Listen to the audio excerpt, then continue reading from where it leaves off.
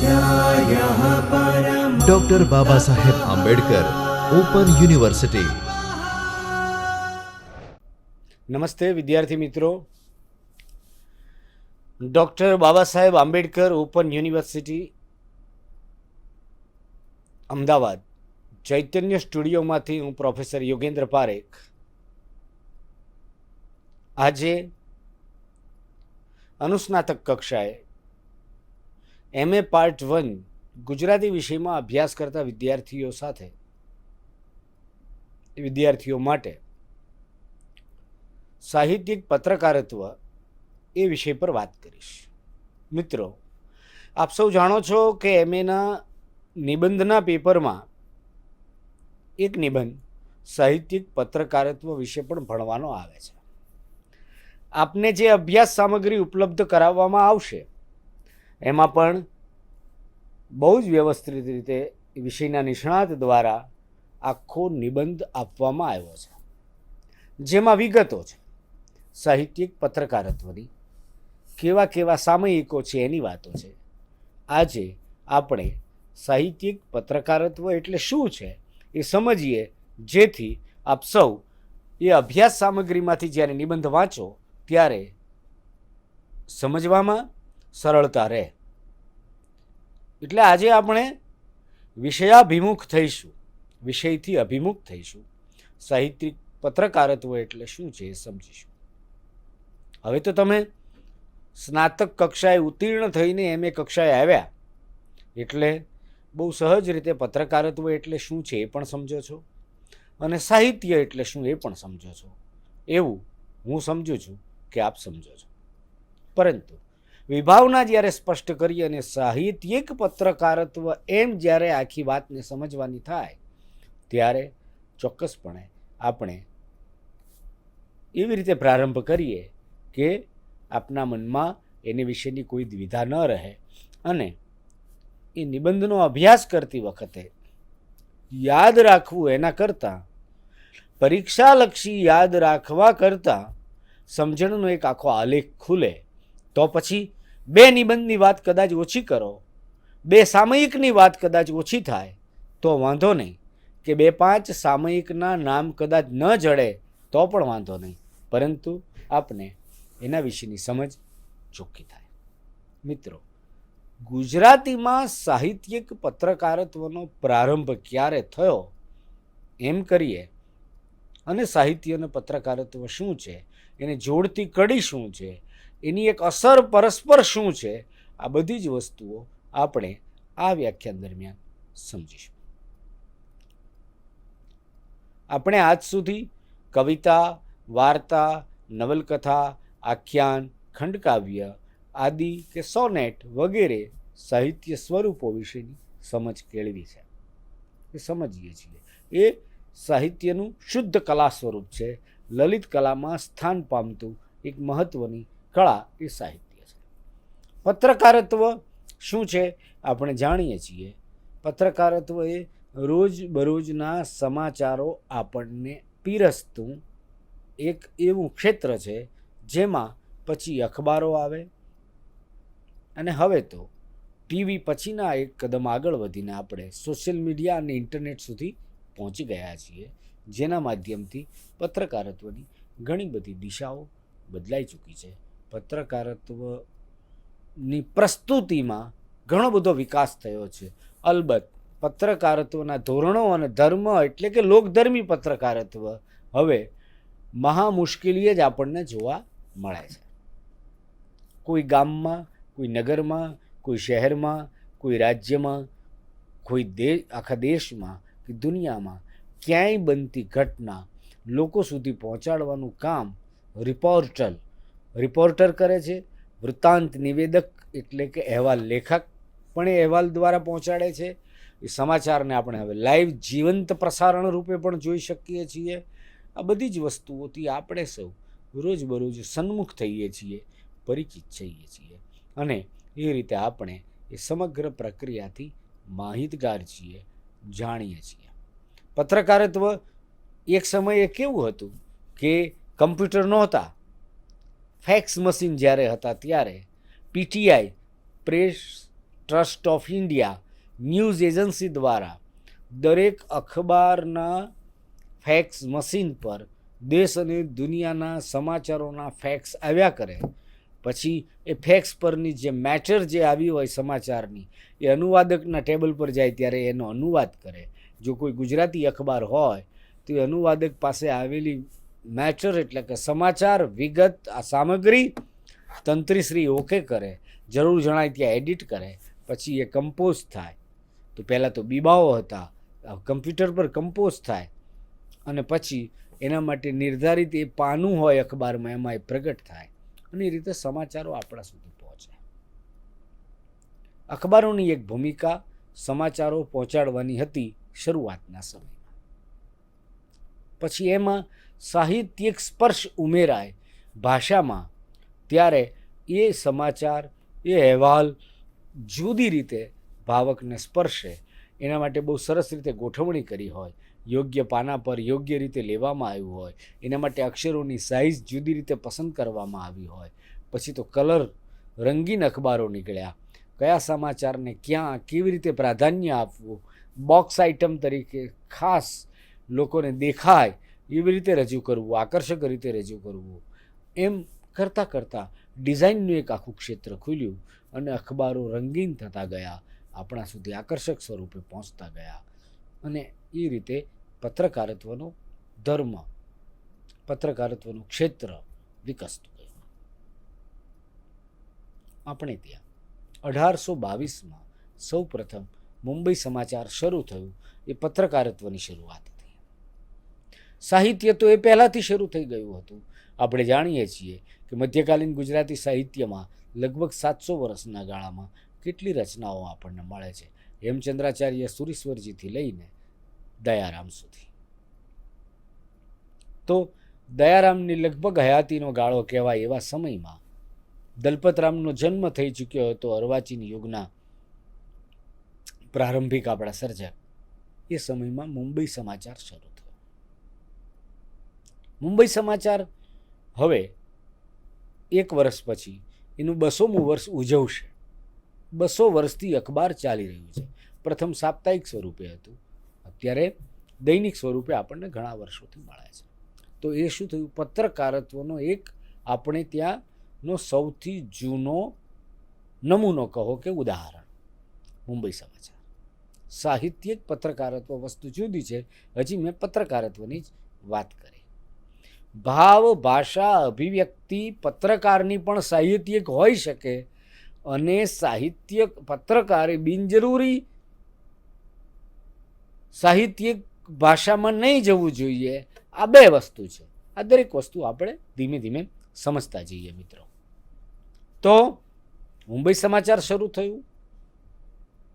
દલપતરામ, નર્મદ જેવા સર્જકો આપણને સુધારક યુગમાં મળ્યા. સાહિત્ય સામયિક બુદ્ધિપ્રકાશ શરૂ થયો. તો એ ફારબસ સાહેબ અને દલપતની મૈત્રીથી ગુજરાતી ભાષામાં એક નવો વળાંક આવ્યો. હોપ વાચનમાળાઓ શરૂ થઈ એ ગાળામાં જ બુદ્ધિપ્રકાશ નામનું સામયિક 1850માં શરૂ થયું. એ બુદ્ધિપ્રકાશ આજે પણ ચાલુ છે. આજે તો ફારબસ સભાનું ત્રૈમાસિક નામનું સામયિક પણ ચાલે છે. આપણે એની વાત સામયિકોની વાત કરીએ ત્યારે કરીશું. તો એક બાજુ અખબારો, બીજી બાજુ સાહિત્યના સામયિકો શરૂ થયા. તો અખબાર અને સાહિત્યને સીધો સંબંધ કોઈ ખરો? આપણને એવો પ્રશ્ન થાય. તો જેમ જેમ આપણા અખબારો વિકસિત થતા ગયા, એ વિકસિત થવું એટલે શું? એની વાચક સંખ્યા વધવી, એની નકલોનો ફેલાવો વધવો, એની સાથે સાથે વાચકોની રુચિને સંતોષે એવું વાચન પણ પીરસવું, એવું જે અખબારોમાં શરૂ થયું એના કારણે પૂર્તિઓ શરૂ થઈ. આજે તો આપણી પાસે બુધવારની, મંગળવારની, શુક્રવારની ફિલ્મી પૂર્તિ હોય. આપણે સિને સંદેશ, ચિત્રલોક, એવી રીતે દિવ્ય ભાસ્કર જેવું અખબાર પણ અલગથી પૂર્તિ કરે. દરેક અખબારો જુદા જુદા દિવસની, ધર્મની, ફિલ્મની, વિવિધ વાંચન સામગ્રી પીરસતી, સ્ત્રીઓ માટેની, મહિલાઓ માટેની અલગથી, બાળકો માટેની અલગથી ઝગમગ, બાલ સંદેશ, બાલ ભાસ્કર એવી પૂર્તિઓ પ્રગટ કરે છે. તો એ શું થયું? વાચકોને પોતાના તરફ આકર્ષિત કરવાની દિશામાં અખબારોએ જેમ જેમ વિકસતા ગયા એમ એમ પાનાની સંખ્યા પણ વધતી ગઈ. પ્રિન્ટિંગ ટેકનોલોજી એટલે મુદ્રણ યંત્ર સામગ્રી અને એની તકનિકમાં વિકાસ થયો. તેથી અત્યાધુનિક સાધનોનો ઉપયોગ કરીને ખૂબ સુંદર અખબારો, રૂપકડા અખબારો પ્રગટ થતા ગયા. એમ કરતી વખતે એ રૂપકડું થવું, સૌંદર્ય દ્રષ્ટિ અખબારમાં આવવી, એ શેના કારણે આવી? સાહિત્યના કારણે. એ કેવી રીતે? કે માત્ર અકસ્માતના, અરાજકતાના, કાયદો અને વ્યવસ્થા ખોરંભે ચડી ગઈ હોય એવા, કે રાજકીય દુષ્કૃત્યો, દુર્ઘટનાઓ, રાજકીય ઉથલપાથલો એના જ સમાચારોથી, એટલે નેગેટિવ સમાચારોથી અખબારને ભરવું હોય તો ભરી શકાય એટલી બધી ઘટનાઓ બને છે. પણ અખબારને પરિવાર વચ્ચે રાખીને વાંચી શકાય, વાચકોનું સંસ્કાર રુચિ, સાહિત્ય રુચિનું ઘડતર કરે એવી રીતે પણ અખબારને માવજત આપવી જોઈએ. એ દિશામાં અખબારોનું ઉર્ધ્વીકરણ થવું એ સાહિત્યના કારણે શક્ય બન્યું. એટલે સાહિત્યનો સંસ્પર્શ મળ્યો. તો હું આજે બોલું છું એવું ખરેખર અખબારોમાં થાય છે? તો એનો જવાબ હામાં પણ છે અને એનો જવાબ નામાં પણ છે. તો એ કેવી રીતે છે એ આપણે સમજીએ મિત્રો. હા, એમ બન્યું કે આપણા અખબારોએ ધારાવાહી નવલકથાઓ પ્રગટ કરી. આપણા કેટલાય સર્જકોએ લેખો, અખબારોમાં કટાર લેખન શરૂ કર્યું, લેખો લખવાનું શરૂ કર્યું. તેથી મોટા મોટા સર્જકોને અખબારમાં જગા મળવાના કારણે સર્જકો લોકો સુધી પહોંચ્યા. ઉદાહરણ તરીકે સમજીએ આપણે. સુરેશ જોશી. સુરેશ જોશી એક એવા આપણા મૂર્ધન્ય વિવેચક, મૂર્ધન્ય સારસ્વત, એમના કળા વિષયક માપદંડો અને મૂલ્યો ખૂબ ઊંચા ગણાય, દુરારાધ્ય વિવેચક, બહુ ઝડપથી કોઈ વસ્તુની પ્રશંસા ન કરે. અને સુરેશ જોશી એમ પણ ઈચ્છે કે આ અખબારો સર્જકને ભરખી ન જાય તો સારું. પણ એવા સુરેશ જોશીએ પણ આખરે લગભગ 1000 જેટલા નિબંધો અખબારોમાં લખ્યા. અખબારમાં એમની કોલમ પ્રગટ થઈ. તે કોલમ થકી સુરેશ જોશી જેવા અઘરા ગણાતા સર્જક પણ વાચકોનો આદર પામી શક્યા અને વિશાળ વાચક વર્ગ સુધી પહોંચ્યા. તાત્પર્ય એ છે કહેવાનું કે જો સુરેશ જોશી જેવા સર્જકને પણ અખબાર જેવું માધ્યમ આ રીતે ઉપયોગ થાય. આજે આપણે ત્યાં ખૂબ લોકપ્રિય એક સમયમાં હતા ચંદ્રકાંત બક્ષી. જો ચંદ્રકાંત બક્ષી અખબારોમાં લખતા, એનો સીધો ફાયદો એમની નવલકથાને ખૂબ વાચકો મળ્યા. એમણે અલબત્ત અખબારમાં પણ ધારાવાહી રૂપે નવલકથા લખી છે. પ્રિયકાંત પરીખે લખી છે, હરકિશન મહેતાએ ચિત્રલેખામાં લખી છે, હરીન્દ્ર દવેએ પણ સામયિકોમાં નવલકથાઓ લખી છે, મધુરાએ પણ રજનીકુમાર પંડ્યાએ પણ ધારાવાહી નવલકથા લેખન કર્યું છે. સુમન શાહ જેવા આપણા અઘરા ગણાતા વિવેચકે પણ સમકાલીન વર્તમાનપત્ર, ગુજરાતી વર્તમાનપત્ર જે મુંબઈથી પ્રગટ થતું, એમાં ધારાવાહી નવલકથા લખી છે. કહેવાનું તાત્પર્ય એ છે કે આપણા સર્જકો અખબાર જેવા સમૂહ માધ્યમ દ્વારા દર અઠવાડિયે વાચકોના વિશાળ વર્ગ સુધી પહોંચે છે. તો થયું એમ કે સાહિત્ય અને પત્રકારત્વનું આ એક સેતુ બને છે, એક અનુસંધાન રચાય છે, એક સંધાન રચાય છે. એ સંધાન રચાવાના કારણે સાહિત્યકાર સુધી વાચક પહોંચે છે અને વાચક સુધી સાહિત્યકાર પહોંચે છે. કારણ કે અખબાર એક એવું સમૂહ માધ્યમ છે કે રોજ જાય છે બધાને ત્યાં. તો સાહિત્યકારને પ્રસિદ્ધિ મળે છે અને સારું સાહિત્ય લોકો સુધી પહોંચે છે. ચંદ્રકાંત બક્ષીએ લખેલા લેખોના કારણે એમનો એક વિશાળ ચાહક વર્ગ હતો. તો વિશાળ ચાહક વર્ગ પછી એમની નવલકથા સુધી પહોંચ્યો, એમની ટૂંકી વાર્તાઓ સુધી પહોંચ્યો અને આપણા સમયના 20મી સદીના મોટા ગદ્ય સ્વામીઓમાં આપણે ચંદ્રકાંત બક્ષીનું નામ લેવું પડે એટલું માતબર સર્જન એમણે કર્યું. એમ જ આપણા બીજા બહુ મોટા નિબંધકાર ગુણવંત શાહ. ગુણવંત શાહનું લેખન વિવિધ દિશાઓમાં છે. એમણે મહાભારત વિશે પણ લખ્યું, રામાયણ વિશે પણ લખ્યું, બુદ્ધ અને મહાવીર વિશે પણ લખ્યું, અરવિંદ વિશે પણ લખ્યું. તો બુદ્ધ, મહાવીર, અરવિંદ, ગાંધીજી, સરદાર, રામાયણ, મહાભારત, ઉપનિષદ એવા વિષયો પર ગુણવંત શાહે લખ્યું. તો એ પુસ્તકોને વિશાળ વાચક વર્ગ ક્યાંથી મળ્યો? તો એમણે અભિયાન, ચિત્રલેખા, સંદેશ, અભિયાન અને ચિત્રલેખા આપણા સામયિકો છે, પૂરેપૂરા સાહિત્ય સામયિકો નથી. દર અઠવાડિયે પ્રગટ થતા આ સામયિકો છે ચિત્રલેખા અને અભિયાન. એવી રીતે સમકાલીન, સંદેશ અને દિવ્ય ભાસ્કર જેવા અખબારોમાં એમણે લગભગ 40-50 વર્ષથી નિયમિત લખતા રહ્યા. તો આ લખવાના કારણે શું થયું? વિશાળ વાચક વર્ગ સુધી પહોંચ્યા. વિશાળ વાચક વર્ગમાં એમની લોકપ્રિયતાને જોઈને, એમની વ્યાપક સ્વીકૃતિને જોઈને સાહિત્ય સંસ્થાઓ કે સેવાભાવી સમાજસેવી સંસ્થાઓ કે સાંસ્કૃતિક કાર્યો કરતી સંસ્થાઓએ તેમને વક્તા તરીકે બોલાવ્યા. એટલે શ્રોતા અને વાચક ને એક વિશાળ વર્ગ સુધી સર્જકનું અનુસંધાન રચાયું.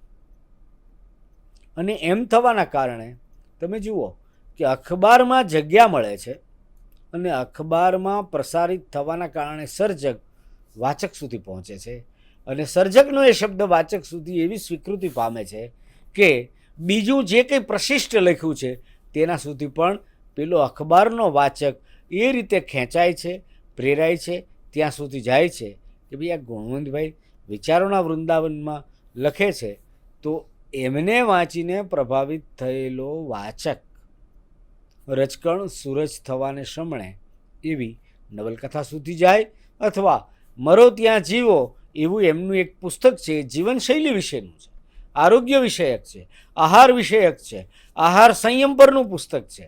પણ એમની શૈલીના કારણે, એમને લાઘવના કારણે, એમની પેલી હર્ષક ગદ્ય, રોમાંચક ગદ્યના કારણે ત્યાં સુધી પહોંચે છે વાચક.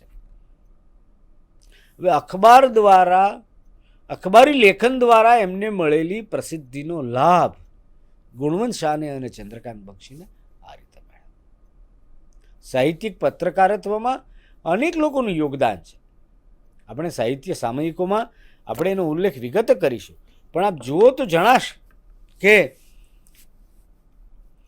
છેક નર્મદ, જેમ દલપતરામ બુદ્ધિપ્રકાશના વાહક બને છે, એમ નર્મદ તો દાંડીઓ નામનું પત્ર ચલાવે છે. તો એ દાંડીઓમાં દાંડી પીટીને લોકોને સુધારવા નીકળેલો નર્મદ એવી સમજ આપણી સ્પષ્ટ થાય. તો કેટલા બધા સામયિકો અને અખબારો દ્વારા સાહિત્ય પ્રસારિત થયું અને લોકો સુધી પહોંચ્યું. પુષ્કળ સામયિકો છે. આપણે સામયિકની વાત કરીશું, પણ માત્ર પત્રકારત્વવાળા જે સામયિકો કે અખબારો છે એની પહેલાં આપણે વાત કરીએ તો મેં આપને કહ્યું એમ કે મુંબઈ સમાચાર, જે સૌથી પહેલાં શરૂ થયું 1822માં. હવે આ છાપું અઠવાડિક રૂપે પ્રગટ થતું એ આજની તારીખે 21મી સદીમાં હવે નજીકના દિવસોમાં કે વર્ષમાં 200 વર્ષ પૂરા કરશે, ત્યારે 200મા વર્ષમાં પ્રવેશ કરશે, ત્યારે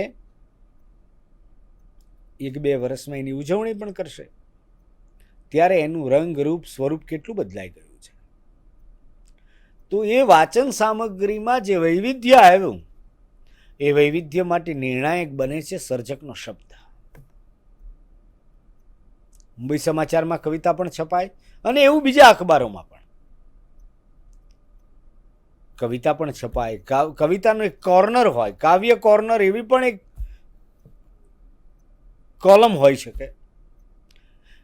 દરેક વર્તમાનપત્રોમાં, ગુજરાત સમાચારમાં પણ કવિતાનો આસ્વાદ આવે, કચ્છમિત્ર જન્મભૂમિ દૈનિકો, ફૂલછાપ જન્મભૂમિ કચ્છમિત્રમાં પણ સાહિત્યિક સમાચારોને પ્રાધાન્ય મળે.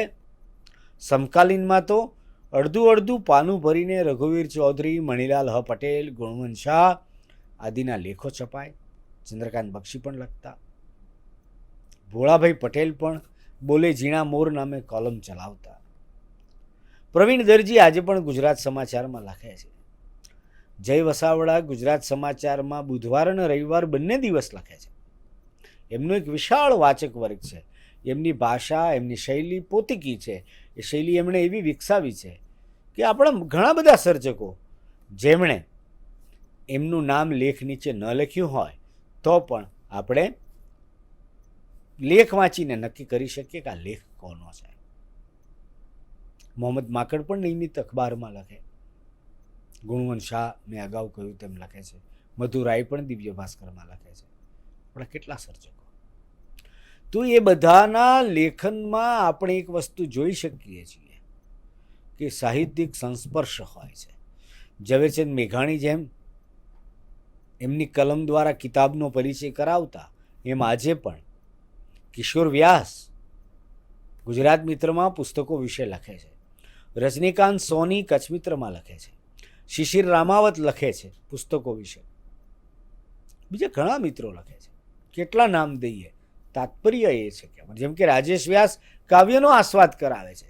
હવે ગુજરાતી કવિતાનો આસ્વાદ એવું પુસ્તક, કાવ્યના આસ્વાદ વિશેનું ઉત્તમ ગણાય, માપદંડ ગણાય, એક માનદંડ એવું પુસ્તક સીમાચિહ્ન રૂપ સુરેશ જોશીએ આપ્યું. આપણા કલામૂલ્યને વરેલા એવા મૂર્ધન્ય સારસ્વત સુરેશ જોશીએ જે કેડી કંડારી, એ કેડી અખબાર સુધી પહોંચી અને અખબારોમાં કેવા કેવા કાવ્યના આસ્વાદની પણ કોલમ ચાલે. અને એમાં કેટલા મિત્રો લખે છે, કેટલા આપણા સાહિત્યકારો લખે છે. આજે પણ રઘુવીર ચૌધરી પૂરી સક્રિયતાથી દિવ્ય ભાસ્કરમાં નવા પ્રગટ થતા પુસ્તકો વિશે લખે છે. તો જેટલા નામો હું બોલ્યો અને બીજા પણ ઘણા છે, એ નામો અખબાર દ્વારા લોકો સુધી પહોંચે છે. એટલે અખબારનો નિયમિત વાચક જે છે તે જ્યારે કોઈ પણ શબ્દથી આકર્ષણ અનુભવશે, એ આકર્ષણ એને સર્જક દ્વારા લખાયેલા બીજા સાહિત્ય સ્વરૂપ સુધી પહોંચાડે છે. આપણા માવજી મહેશ્વરી કે નવા લેખક છે અજય સોની, એ ટૂંકી વાર્તામાં અને નવલકથામાં, માવજી મહેશ્વરીએ તો નવલકથાઓ પણ આપી છે, તો ટૂંકી વાર્તા અને નવલકથા ક્ષેત્રે એમણે જે કામ કર્યું છે, પણ એ નામ સુધી વાચક દિવ્ય ભાસ્કરમાં પ્રગટ થતા એમની નાનકડી લઘુ વાર્તાઓ થકી પણ વધારે સારી રીતે પહોંચે છે, પરિચિત થાય છે અને પછી તરત પેલી નવલકથા સુધી પહોંચે છે. અલબત્ત માવજી મહેશ્વરીનું ધારાવાહી લેખન કચ્છમિત્ર, જન્મભૂમિ આદિ નવલકથાઓમાં પણ થયું છે. મેં અગાઉ કહ્યું એમ કુંતી નવલકથા પ્રગટ થઈ ચિત્રલેખા ધારાવાહીમાં અને પછી એને કેટલી પ્રસિદ્ધિ મળી એ ત્યાં સુધી કે એના પરથી એક ટેલિવિઝન પર એક સિરિયલ પણ નિર્માણ પામી. કહેવાનું તાત્પર્ય એ છે કે અખબાર પ્રકીર્ણ સામયિકો એટલે કેવા? ચિત્રલેખા અને અભિયાન જેવા સામયિકો. એ સામયિકો સંપૂર્ણપણે સાહિત્યના સામયિકો નથી. એ રાજ્યમાં, દેશમાં કે વિશ્વમાં બનેલી કોઈ ઘટનાનું વિશ્લેષણ કરીને, સ્થળની મુલાકાત લઈને વિશિષ્ટ રીતે અહેવાલ આપણી સામે પ્રગટ કરે છે, એવા સામયિકો છે. તો એ સામયિકમાં પણ સાહિત્ય પીરસાય તો એ સામયિકનો ફેલાવો પણ વધે છે.